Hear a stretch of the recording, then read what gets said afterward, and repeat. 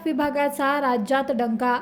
2025-26 आर्थिक वर्षात खात्यांच्या वाढीचे 100% उद्दिष्ट पूर्ण. महाराष्ट्र व गोवा परिमंडळामध्ये बुलढाणा प्रथम.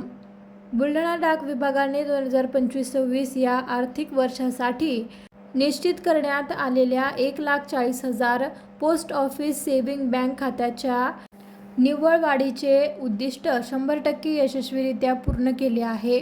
महाराष्ट्र व गोवा परिमंडळामध्ये अशी कामगिरी करणारा बुलढाणा विभाग प्रथम क्रमांकावर असून ही विभागासाठी अभिमानास्पद बाब आहे. ही उल्लेखनीय कामगिरी विभागातील सर्व अधिकारी व कर्मचाऱ्यांच्या एकत्रित प्रयत्नांचे फलित आहे. नमस्कार, मी गणेश आंबोरे, अधीक्षक डाकघर बुलढाणा विभाग बुलढाणा. मला आपल्या सगळ्यांना सांगण्यात हर्ष होत आहे, आनंद होत आहे की बुलढाणा डाक विभाग हा 45 जे डिव्हिजन आहे बुलढाणा महाराष्ट्र सर्कलमध्ये पोस्टल डिव्हिजन, याच्यामध्ये प्रथम क्रमांकाने POSB नीट अकाउंटमध्ये प्रथम आलेला आहे. आणि जे उद्दिष्ट आपल्याला 31 मार्चला कंप्लीट करायचं होतं, पूर्ण करायचं होतं, ते आपण 16 मार्चलाच पूर्ण केलेलं आहे. तर हे POSB नेट अकाउंट म्हणजेच की जे अकाउंट मायनस करून शिल्लक राहतात त्याला आपण नेट अकाउंटिंग म्हणतो.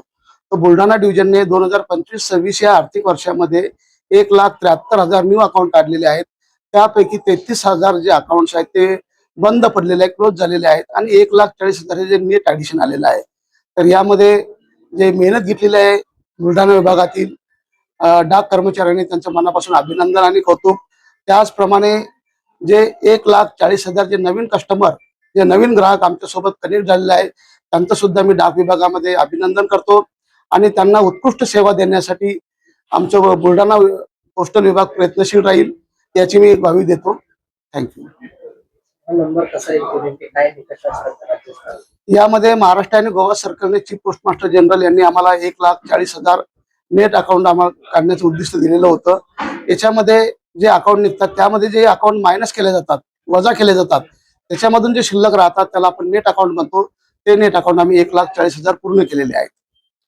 आणि अभिमान आहे सगळ्यांना की बुलढाणा जिल्हा हा 45 विभागामधून फर्स्ट आलेला आहे, प्रथम आलेला आहे. सगळ्यांचं अभिनंदन.